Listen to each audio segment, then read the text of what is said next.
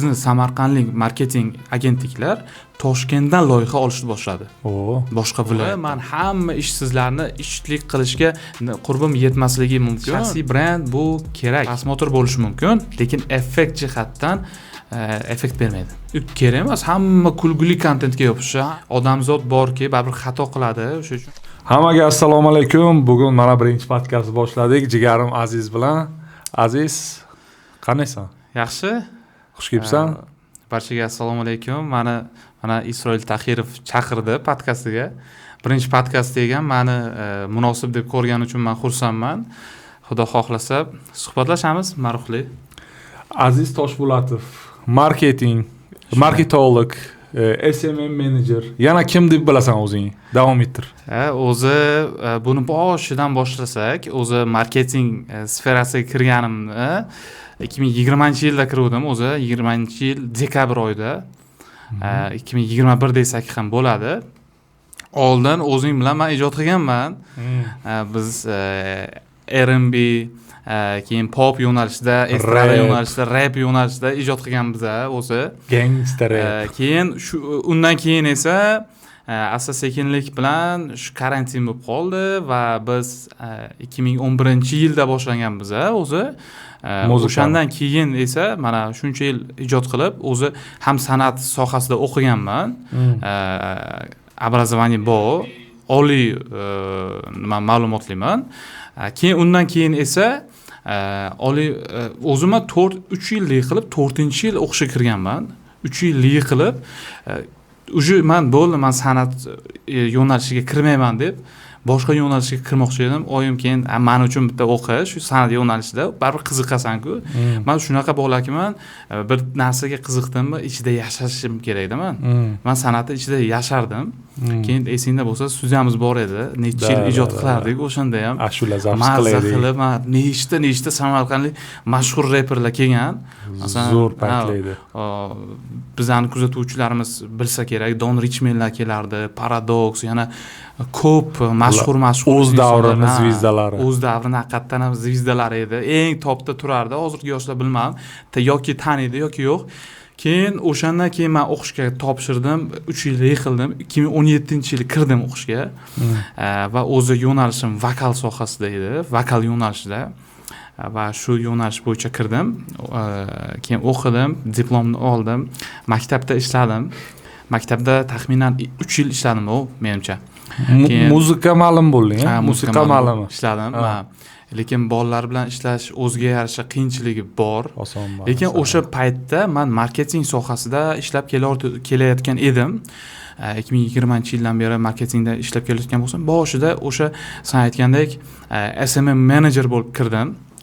Bu sferaga.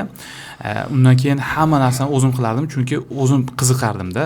Dizaynni ham o'zim qilardim, video olishlarni, S21 Ultra olgandim o'shanda o'zim voyima qilib. Hamma narsani o'zim qilardim, montajlarigacha. Keyin bitta proyektdan asta-sekinlik bilan o'sishni boshladik. O'zi ham birinchi 2 kishi bo'ldik, keyin 3 kishi, asosda hozir jamoamizda 6-7 kishi ishlaydi. Nima uchun kam deyish mumkin? Biz faqat qurilishga oid ishlab chiqaruvchilar bilan ishlaymiz. Shuning uchun bizda jamoamizda o'ziga yarasha mutaxassislar bilan ishlaymiz faqat. 6-7 kishi bo'ldi. Proyektda ham loyihalarni ko'p olmaymiz. Nechta proyektingiz bor? Zavodlar bilan ishlaymiz. Ayni damda hozir 10 ga yaqin proyektimiz bor. Hozirgacha lekin taxminan 40 ga yaqin proyekt bilan ishlaganmiz. Bu ham bizning kuzatuvchilarimiz kam deb o'ylashlari mumkin. Bizda LTV uzoq, ya'niki mijoz bilan davomiy ishlash. Uzoq muddatda ishlaymiz. Shuning uchun biz kamroq proyektlar bilan ishlaganmiz shuncha yildan beri. Shunaqa. Keyin shu marketing hozirda marketolog sifatida olsak ham bo'ladi. Hozir chunki bizda jamoada hamma o'zini ishini bajaradi va men bo'lsam marketolog sifatida faoliyat yuritib kelmoqdaman. O'zi tushunmaydiganlar uchun bitta marketolog kimligini ham aytib o'tib ket. Bu yangi so'zda hali endi kirib kelgan. o'zi marketolog buni olib qaraganda ko'p ma'nosi bor. Qisqa qilib aytganda biz o'sha mijozlarga mahsulotni yetkazib beruvchi shaxsmiz. Ya'ni qanday yetkazib berish bizani zimmamizda desak ham mubolag'a bo'lmaydi. Ya'ni mijozga aniq va mijoz tushunarli tilda yetkazib bera oladigan shaxs bu marketolog. Marketolog va uni jamoasi bo'ladi. U kamida 6-7 kishi jamoa bilan ishlaydigan shaxs hisoblanadi. Marketolog esa eng asosiy o'zagi. Ya'ni marketolog ideya qiladi, nima qilish kerak, nima qilsa agar bozorga kira oladi, bozorni o'rganadi, bozor tahlil qiladi, itak dali. Mana shunaqa. Qisqa qilib aytganda, shu bir mahsulotni oddiy xalqga, mijozlarga yetkazib ko'rsatib beradigan shaxs. Shunaqa. Instagram, Facebook, shunaqa ijtimoiy tarmoqlar, hammasi. Tarmoqlar. Juda zo'r. Hozirgacha shunday, o'zi 5 yilda ichida ko'p narsa o'zgarib ketdi. Men o'zim ham hayronman. Bunaqa bo'lishini men o'zim ham kutmaganman.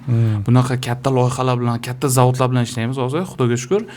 Allohning o'zini fazli bilan, o'zini inoyati bilan shunaqa darajaga yetkazganiga shukr.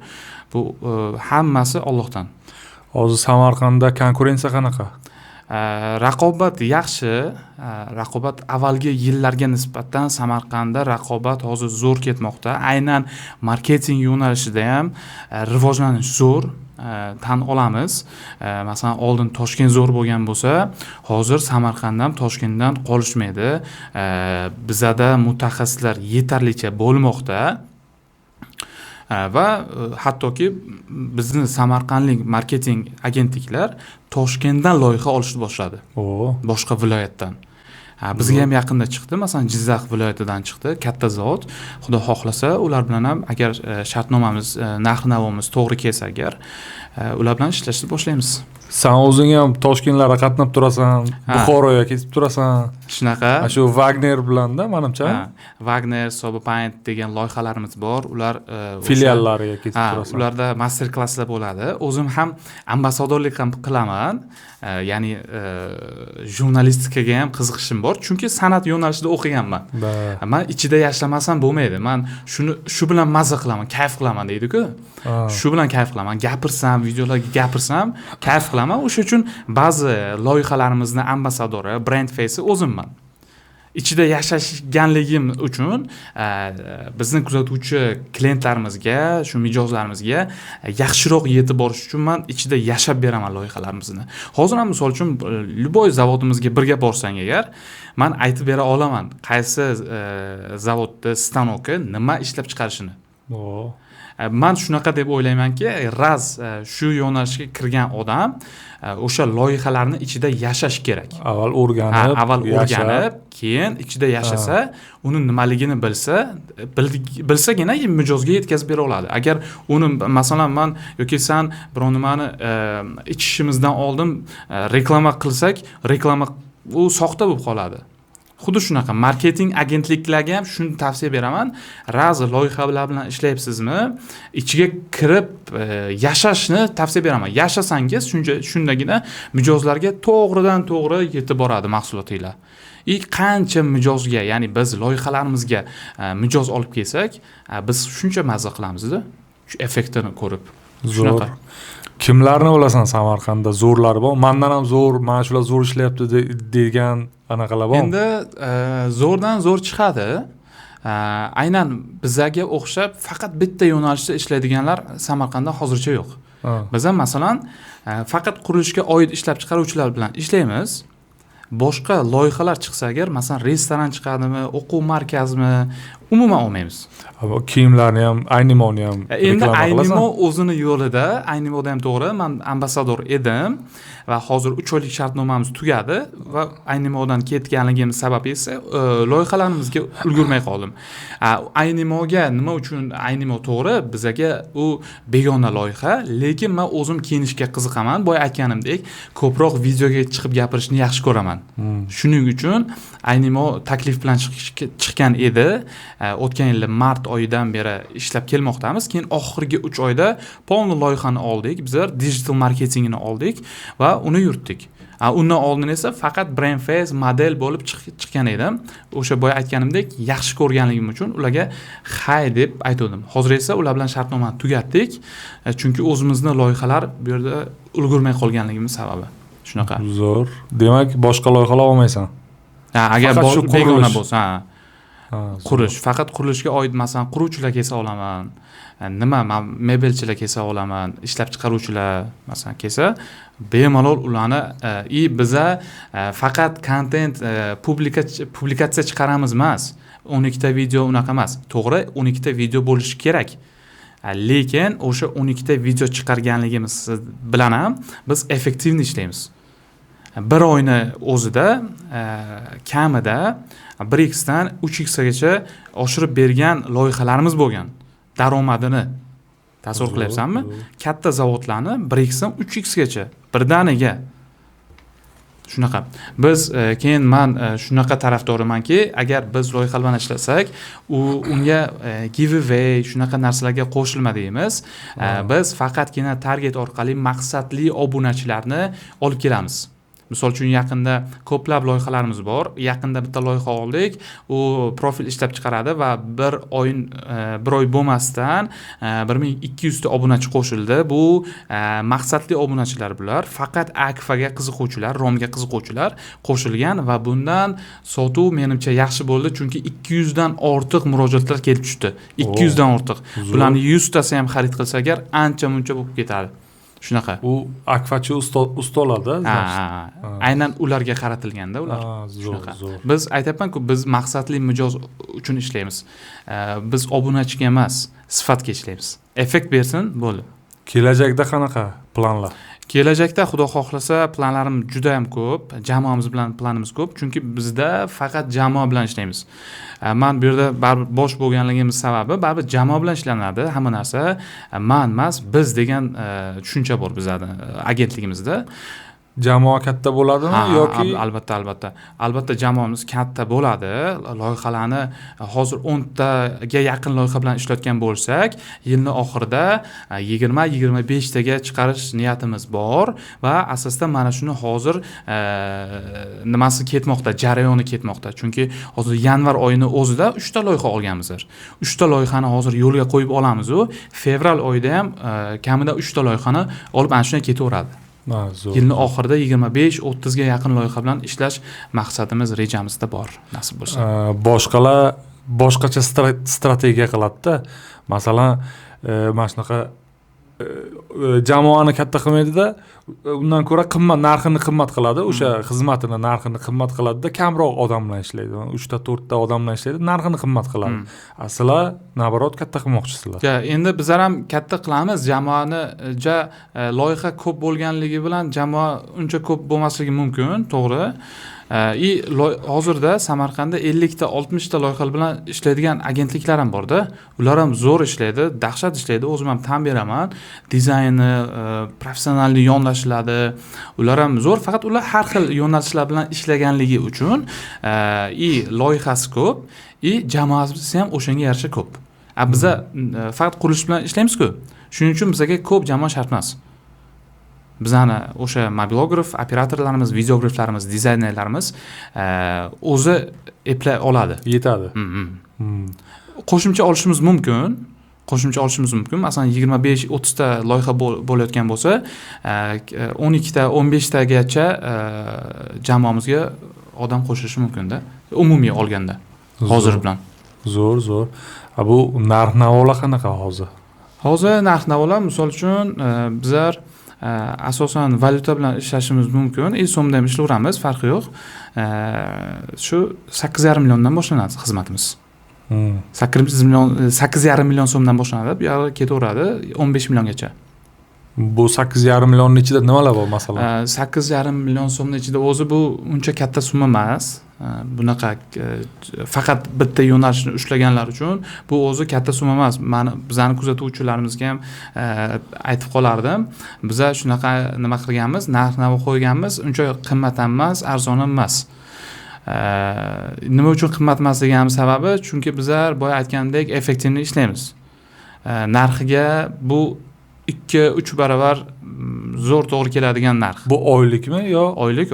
Ha. bir oyda? Ha, bir oyda shartnoma qilinadi, kamida 3 oylik shartnoma qilinadi va oyma-oy mana shunday kelishib boriladi. Shunaqa. Demak, 8,5 million o'zini oqlaydimi shunda? Ha, albatta.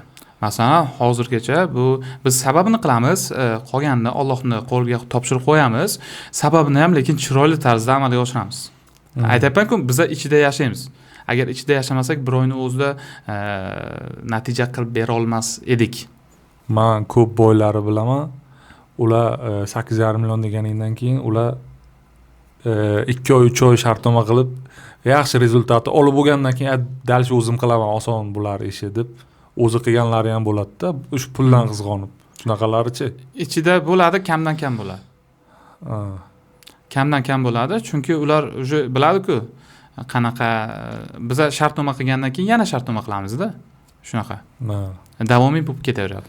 Уже sizlar shartnoma qilmasanglar, u o'zi qila olmaydi, o'zi. Yo'q. Davom ettira olmaydi. Yo'q. Sizlardek effektivni qila olmaydi. Ha, shunaqa.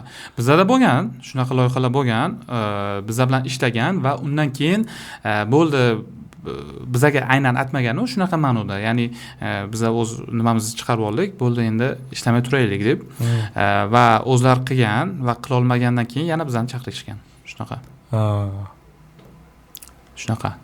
Hozirda boya Toshkentga borasan yana deb aytyapsan, to'g'ri, men o'zim ham Toshkentga borib turaman. Aynan o'zimni bilimimni oshirish uchun marketing kurslarida o'qiyman. Kstati. Yaqinda mana Shahid Olimovning marketing kursida o'qidim, marketing masteri kurslarida o'qidim va nima uchun aynan Shahid Olimovni tanlading degan ko'pchilik savol berdi. To'g'ri, yosh marketolog, lekin yosh bo'lishiga qaramay u odam Norvegiyada marketing bo'yicha ham bakalavriatda, ham magistraturada o'qigan, aynan marketing bo'yicha ishlagan, marketing agentstvida va Toshkentda ham faqatgina qurilishlar bilan ishlaydigan yagona agentlik Shahid Dolimov edi. Hozir yana bir ikkitasi qo'shilgan. Shunaqa. Shuning uchun men aynan Shahid Dolimovning kursida o'qidim. Men uni yosh deb o'ylamayman, chunki men uni где-то bir 10 yildan beri taniyman u bolani. Yaxshi harakat qiladi. Shunaqa. Katta loyihalar bilan ishlagan. Masalan, hozirgacha ishlab kelmoqda. Murodxon Nazarovda ko'plab loyihalarni olib boradi. Energy Uzbekistan, Nest One, Murad Building va boshqa katta brendlarni shu dom quruvchilar bilan ishlab kelmoqda. Zo'r. Shunaqa ish qilib hozir faoliyatimiz shunaqa marketing bo'yicha bormoqda. O'zimni Instagram sahifamda ham asosda ijod qilib turamiz, chunki bizlar ijodkormiz. San'at sohasida o'qiganligim uchun men ijod qilmasam bo'lmaydi. Hattoki hozir Instagram sahifamni ko'rsang, mashinada yurib men video olyapman. Chunki vaqtim bo'lmayapti.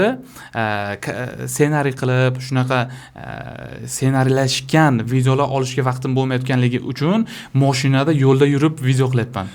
Yana o'sha gapga kelyapmiz-da hozir. Balki loyihalarni kamaytirib, narxni oshirarsan. Shunaqa. O'zi narxni oshirsang, loyihalar kamayadi. Shunaqa bo'ladi, to'g'ri. Lekin vaqting ko'proq bo'ladi, men vaqtim ko'proq bo'ladi. Xudo xohlasa men outsourcega o'taman, ya'ni o'zim agentlikdan faqat agentlikni boshqaraman va qolgan ishlarni marketolog yana bo'ladi. Agentligimizda va SM menejerlarni olgandan keyin mana shunaqa ijodga vaqt topiladi keyin. Chunki meni maqsadim shunaqaki, oldindan maqsadim shunaqa bo'lgan, qancha yurtdoshlarimiz, qancha yoshlarimiz mana shu yangi sohalarni, yangi zamonaviy kasblarni o'rganib va mana shu o'zimizni yurtimizda ishlashini xohlayman. Boshqa chet elga emas, aynan o'zimizda ham o'sha chet elni pulni ishlash imkoniyati mavjudligini bildirish meni maqsadim va ular ana shu yerda ishlab o'sha chet elni pulni mana shu yerda ishlashni xohlayman. Va yana bitta maqsadim mana shunaqaki, qancha biz loyihalarimizga daromadini ko'paytirib bersak, uni ishini zo'r qilib bersak, ularni ishxonasida biz qancha reklamasini zo'r qilsak, ularga mijoz ko'p keladi-ku, ular ulgurmagandan keyin ular ham qo'shimcha ishlar oladi, to'g'rimi?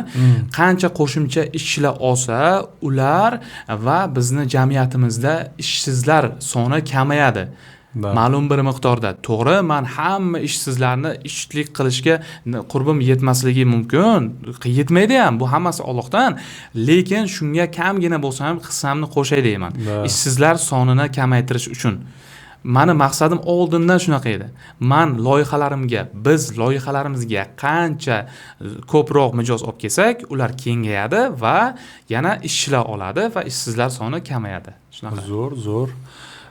Boya muzika haqida ham gapirding. Hozir muzika уже bo'ldimi, yig'ishtirildingmi? Muzika bo'yicha o'qiding 4 yil. To'g'ri, o'qidim. Ko'pchilik aytadi, musiqa bilan. Ko'pchilik aytadi, shuncha o'qiding, shuncha bilming bor. Hozir masalan instrumentlar ham chala olaman, cholg'u asboblari, ovoz intonatsiyam bor, vokal bo'yicha o'qiganman, ancha tajriba bor. Nima uchun shuncha o'qidim? Hattoki studiyamiz bor edi-ku, studiyada ham yaxshigina ishlardim, tushuncham bor edi. Oxirgi paytda zo'r ishlardik, haqiqatan ham. Sifati yaxshigina edi studiyamizda. Ko'pchilik aytadiki, hattoki studiyada ishlarding, ishing zo'r edi-ku, hozir studiya ochsang ham zo'r bo'lib ketasan-ku, bu deb. Endi shunaqa bo'lishi kerak ekan va bu yo'nalishda o'zimizni sinab ko'rmoqchi edik. Mana Allohning o'zi sharmanda qilmadi. Men Xudoga shukr, mana rizqimizni bu yo'nalishda topib yuribmiz. Shu ish yoqayapti senga? Yoqayapti. Baribir ijodkorman-ku. Ijod qilyapman-ku. Bu yo'nalishda ham ijod qilyapman. Kayf qilyapsan. Ha. Musiqada ham kayf qilgansan. Ha, unda ham kayf qilganman, bunda ham o'zi kayf qilyapman. Zo'r. Baribir men notiqlik qilayotganligimni o'zi ham bir ijodkorlik-ku. Videoga olishimni o'zi ham bir ijodkorlik-ku, to'g'rimi? Shu. O'shan bilan insonlarga biron narsa bersam, shu men uchun kayf. Shunaqa. Demak, kelajakda musiqa endi musiqaga qaytsam ham shu vatanni madh qiladigan ota-ona haqida shu hayotiy qo'shiqlar bo'lsa agar bajonidil aytaman. Agar hayotiy biron qanaqa temada agar sen qo'shiq qilsang, menga davay naqoratinimi, kupletlarini aytib ber desang, hattoki rap ham aytib beraman, farqi yo'q menga. Молодец, zo'r. Endi личный brend haqida ham gaplashaylik, ha? Aha, xo'p. Bu nima deb o'ylaysan? Личный brend odamga kerakmi yo kerak emasmi? Hozirgi vaqtda ba'zilar kerak deydi, ba'zilar kerak emas deydi. Endi men misol qilib aytaman. Shaxsiy brend shuncha yillik tajribamga asoslangan holatda men aytaman. Shaxsiy brend bu kerak. Agar shaxsiy brend kerak bo'lmagan paytda hozir biz iPhone ni ishlatmagan bo'lardik. Nimaga? Nimagaligini hozir aytaman endi. Steve Jobsni iPhonechilarni ko'pi taniydi. 90%, 99% aynan oldin ham Steve Jobs uchun olgan. Uni lichniy brendi bo'lgan va u ana shu iPhone chiqargandan keyin iPhone yaxshi sotilgan. Yoki Tesla mashinasini olsak, Teslani agar Elon Musk masu boshqa odam chiqargan edi. Boshqa umuman shaxsiy brendi bo'lmagan, hech kim tanimagan, hattoki men chiqarganimda edi. Dunyo bo'yicha-ku. Teslani u darajada o'sha chiqqan yilida ko'p sotilganligida effekt bermagan bo'lar edi. Shaxsiy brend yana bitta misol. Bizada Fast Education bor. Uzoqqa bormaymiz. Samarqandning o'zida Botir aka, esingda bo'lsa, Botir akani nimasiga boravergan edik. Men, sen, Jasur degan o'rtog'imiz borgan edik. O'shanda kichkinagina ikkita xonasi bor edi u kishini. Obshidvorda, esingdami? Birinchi hammom tarafda. Sen bilan Jasur kirding. Men o'sha payt u kishi oldin ham imtihon qilib olardi. Sen bilan Jasur kirdingu, topshirib chiqding yozib. Men qiziqmadim, tashqarida o'tirgan edim. O'shanda 2000-nechinchi yil edi, aniq esimda emas. 2010 dan oldin edi u. 2008, 2007 shu atrofida edi. Sen bilan Jasur kirgan eding va Botir aka obshidvorda oddiy xonada o'sha yerda dars o'tar edi. Va hozirgi kunga kelib Botir aka desa, Botir Jo'rayev desa, hamma samarqandliklar taniydi. Aynan til bo'yicha nimalar. Agar o'shanda Botir aka asta-sekinlik bilan shaxsiy brendini ko'tardi, to'g'rimi? Va undan keyin esa Fast Education'ni ochdi va Fast Education hozir Botir aka bilan Fast Education'da. To'g'rimi? Botir aka uchun boradimi odamlar? yoki ko'plab bunaqa misollar ko'p. Misollar ko'p. Ha, Eng misollar judayam oddiysini ko'p. aytaman, semichkachi Instagramda ko'rganmisan? Ha, qara, aynan o'sha bola uchun boryapti. Da. Aynan o'sha bola uchun. Hattoki menga ham ba'zi loyihalar chiqadi. Aynan siz uchun biz ishlaymiz deydi. Ba'zi loyihalarimiz. Men chiqib gapirishim uchun yoki men strategiya tuzib berishim uchun men bilan ishlaydi. Misol uchun bizlar bilan ishlaydi. Shuning uchun shaxsiy brend kerak. Agar shaxsiy brend bo'lmasa agar, men Murodxon Nazarov masalan Nesvan asoschisi Murad Building shaxsiy brendi borki, Nesvan sotilyapti. Nesvan ham populyarniy bo'lib ketdi. To'g'ri. Agar shaxsiy brend bo'lmasa, to'g'ri ba'zilarga shaxsiy brend kerak emas edi. Videolardan uyalishi mumkin ba'zilar. Ba'zilar chiqadi. Shunaqa. Hozir endi insonlar tushunyapti shaxsiy brend kerakligini. Endi odamlar yoshlar katta bo'lyapti, o'shalar bilyapti что shaxsiy brend kerakligini. Ha, endi shaxsiy brend kerak, u ham maqsadli bo'lsa agarda, men chiqib olib har narsam gapirsam, u to'g'ri, u ham shaxsiy brendga kiradi-yu, no biz baribir xalqimizga, vatanimizdagi insonlarga yaxshi narsalarni berishimiz kerak-da. Shundagina effekt bo'ladi-da. Masalan, shaxsiy brend bilan ko'p narsa qilsa bo'ladi. Agar o'sha shaxsiy brendda o'sha mahsuloti bo'lsa, mahsulotni sotadi. Hozir shaxsiy brendini ko'tarib, hattoki kurslarni sotyapti. Masalan, nechta nimalar. Sanda ham shaxsiy brending bor deb o'ylaysanmi? Shaxsiy brend o'zi shaxsiy brend hammada bo'lishi mumkin. Ya'ni ijtimoiy tarmoqda shunday chiqib gapirdimi, u shaxsiy brendni boshlagan deylar. 10 ta obunachisi bo'lsa ham bu shaxsiy brendi bor degani. Ya'ni 10 ta obunachisi uchun bu shaxsiy brend уже. Shaxs o'zini shaxs sifatida ko'rsatyapti-ku. Bu shaxsiy, даже 1000 ta obunachiga ham, 100 ta obunachiga ham biror narsani sota olyaptimi? Bu shaxsiy brend qurgan уже. Meni nazdimda shunaqa. Chunki sota olyapti, shuncha odam kuzatyapti. Hozir masalan 1000 ta, 2000 ta kuzatayotgan, ya'ni prosmotrlar, ko'ruvchilar soni bo'lsa ham, o'shalarning ichida ham biror narsani sotish imkoniyati bor-da.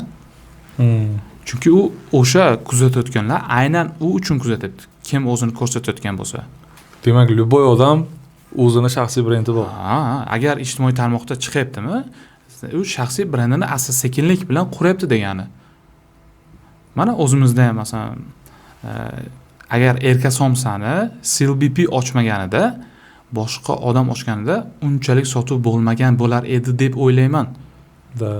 Chunki ijtimoiy tarmoqlarda Erka Somsani o'zini nimasi kamroq, diqqat kamroq qaratgan, lekin Erka Somsani ko'proq CLBP targ'ib qilganligi uchun ko'pchilik aynan u uchun sotib oladi deb o'ylayman-da. Chunki shaxsiy brend u yerda rol o'ynayaptimi?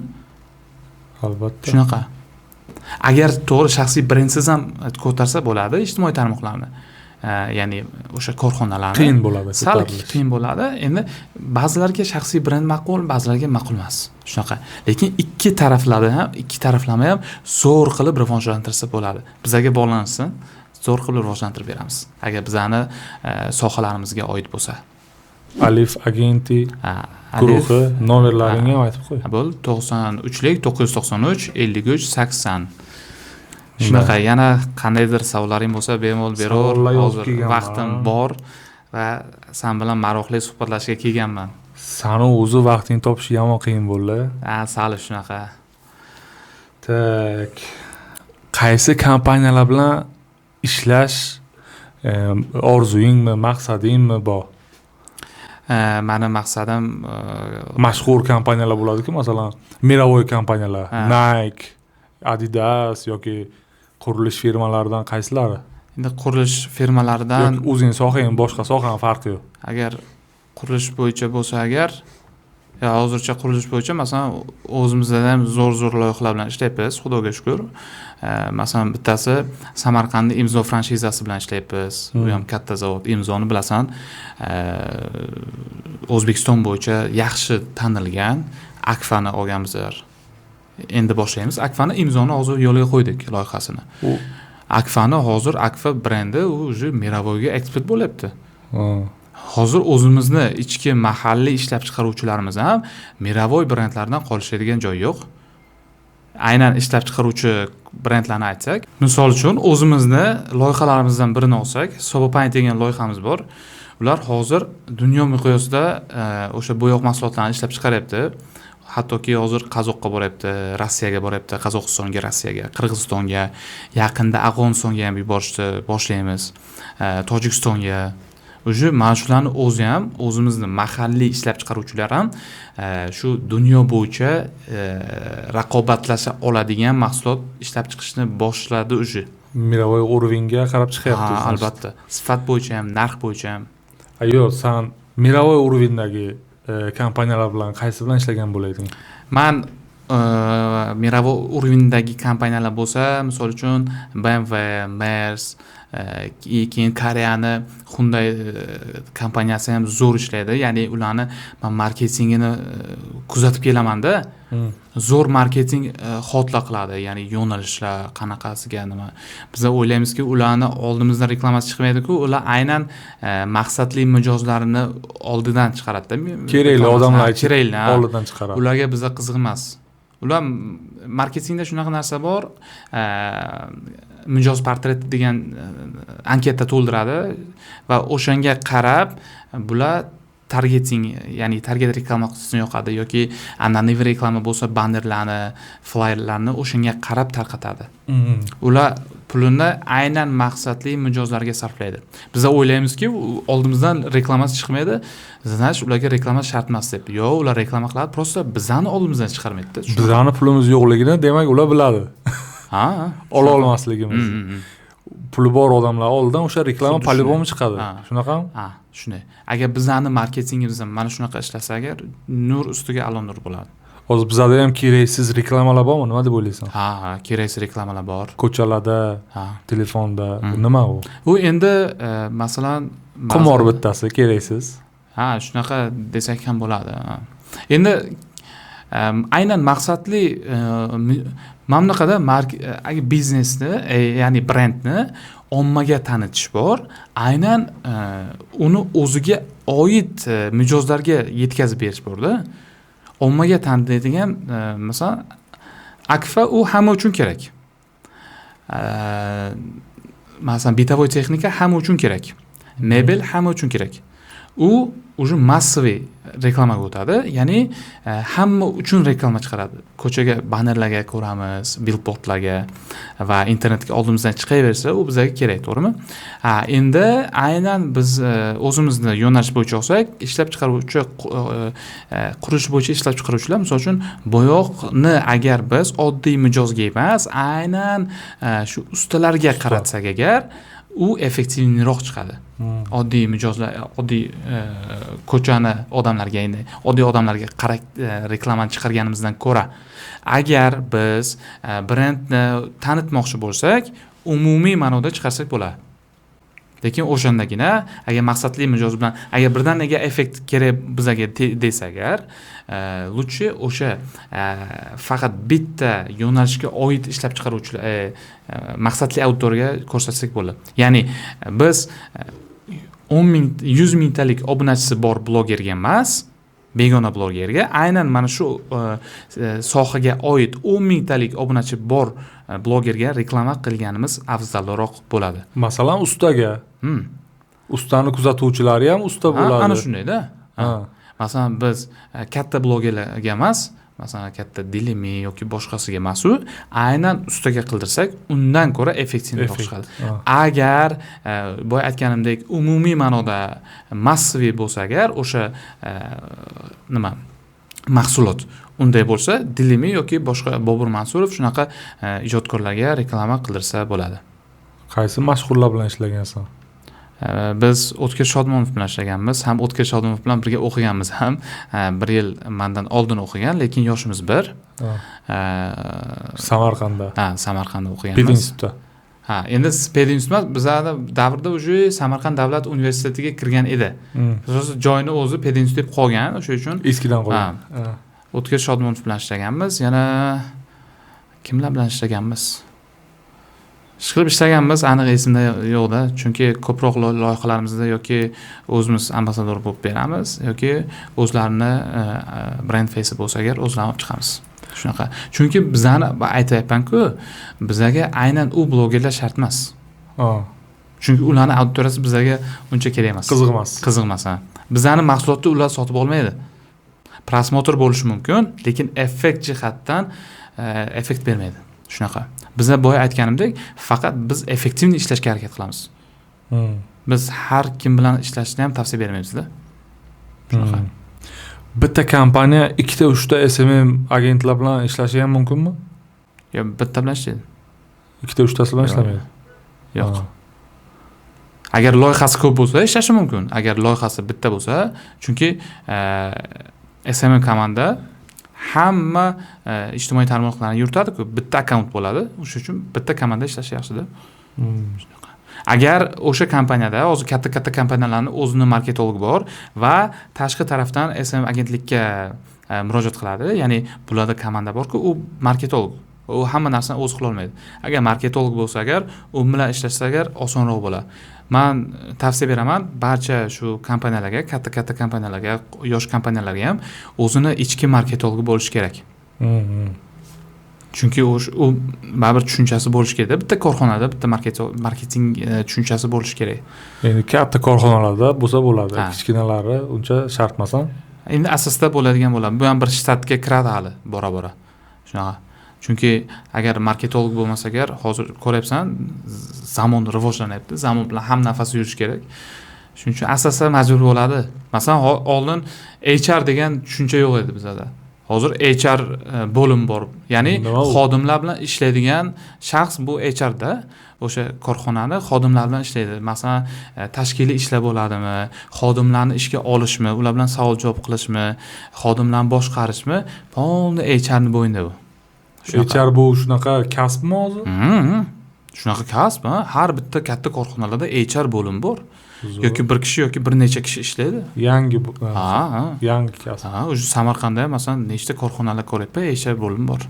Asta-sekinlik bilan shunaqa rivojlanib ketaveradi. Yangi kasblar chiqadi, eskilari ketadi. Shunaqa endi hozir ChatGPT chiqib ketgan, ko'p ishlar olib qo'yadi. Shu haqida ham gapirib ber-chi. Endi ChatGPT ko'pchilik qo'rqyapti, ko'p ishlarni olib qo'ydi deb. Misol uchun, to'g'ri ba'zi ishlarni bu ko'maklashadi, prosta yordamchi-da, olib qo'ymaydi. Misol uchun, baribir tabiiyga yetmaydi.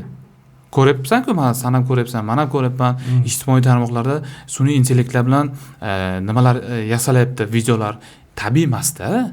Insonga tabiiy narsa yoqadi-da baribir. U vaqtinchalik narsalar-da, unaqalar. Men asta-sekinlik bilan YouTube ham sun'iy intellektni zapret qo'yapti.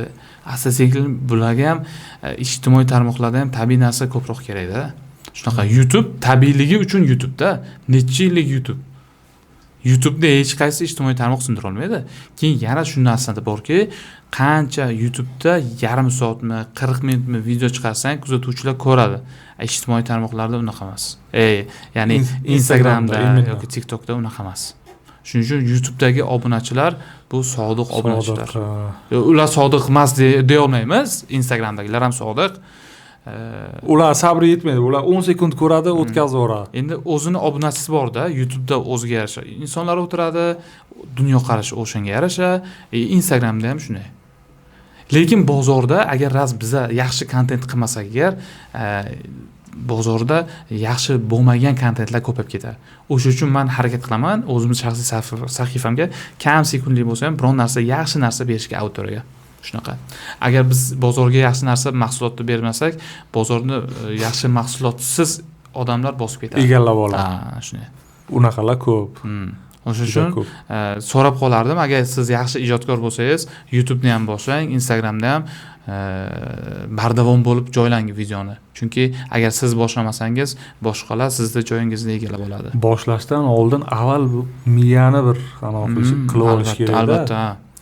Bitta yo'nalishni tanlab olish kerak. Bitta yo'nalishni tanlash kerak. Kitob ko'proq o'qish kerak. Chunki bizdan qoladigan narsalarda bular. Biz agar qanday kontent qilsak, agar erta kelajakda yosh avlod ham o'sha kontentlarni ko'radi, oldidan chiqadi baribir. Biz ham agar rivojlanishga ham biz davlatimizni, ya'ni vatanimizni rivojlanishiga ham hissamizni qo'shishimiz kerak. Qo'shgan bo'lamiz o'sha kontent uchun, agar rivojlanmasligi uchun ham hissamizni qo'shgan bo'lamiz-da. Shuning uchun biz yaxshi rivojlanishni xohlasak, biz hammamiz yaxshi kontent qilishimiz kerak. Yaxshi kontentlar ko'p, faqat kulgili kontentlar emas, yaxshi kontentlar ham juda ham ko'p. Prosta izlanish kerak. Sen aytganda kitob o'qish kerak, bitta yo'nalish topish kerak. Keyin biz ham men shunga hayron qolamanki, hamma bitta yo'nalishga yopishib qoladi. Kulgili kontent zo'rmi? Hamma kulgili. Zo'r ketadi. Yo'q, o'zini kasbini olib chiqsin hamma o'zini kasbini olib chiqsin. Sen o'sha trak haydaysan-ku, o'shani olib chiqyapsan. Zo'r u. Sen imina chiqib kulgili video qilishing shart emas. Boshqalar ham xuddi shunday. Boya aytding, ustalar olib chiqyapti, u ham zo'r. Mebelchini o'zini kasbini olib chiqsin. O'qituvchimi? Matematika o'qituvchimi? Matematika fani bo'yicha qanaydir nimalar bersin, bilimlarni ulashib borsin. Ana shunda zo'r bo'ladi nabrot. Kerak emas hamma kulgili kontentga yopishi, hamma shunaqa kontent masxaraboz bo'lishi. Unaqa odamlar yetarlicha bizda. O'zini majburlab, vayn qilib qilishi shart emas. Yo'q, u shart emas. Nimadir kasbni egallab, o'shani o'rganib yaxshi anaqa. Faqat keyin ijtimoiy tarmoqqa kirishda didam bo'lish kerak-da, did. Did bo'lmasa, uje shunday. Agar qiziqsa qilsin. Qiziqmasa, unda yashay olmasa agar qilmaslikni tavsiya beraman. Uzoqqa cho'zilmaydi. Chunki pul uchun kirgan odam bunga ko'p tura olmaydi, sabri yetmaydi. Bu shunaqa ijtimoiy tarmoqlar shunaqaki, hattoki o'zimda bo'lgan, boshida bitta loyiha bilan ishlaganimda men juda ham kam pulga ishlaganman. Juda ham kam. U andak-mundak odam sabri yetmaydi. Bu shunaqa bora birdaniga rivojlanadi, shunaqa. Background bo'lishi uchun, sen nimadir ko'rsatishing uchun. Tekinga ishlaganmisan? Tekinga ishlamaganman, dogovor qilganman, bir oydan keyin pulim bermagan mijozlar bor. Haligacha men kuzatayotganlar bo'lishi mumkin. O'shalar ba'zi mijozlarimga ancha pul qolib ketgan. Olmagansiz. 3-4 yildan beri daragi yo'q. 3 oylik, 4 oylik nima shartnomamizni pulini bermagan. Shartnoma qilgan bo'lsa, ingliz notarius. O'shanda shartnoma bo'lmaganda.